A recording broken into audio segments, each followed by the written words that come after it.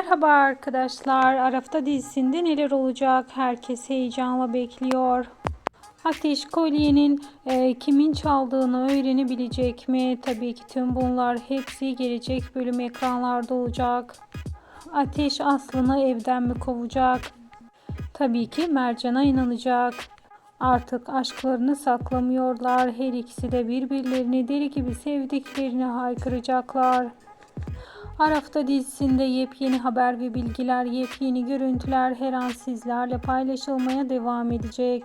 Şimdilik ise benden bu kadar arkadaşlar. Bir sonraki videolarımızda görüşmek üzere. Hoşça kalın.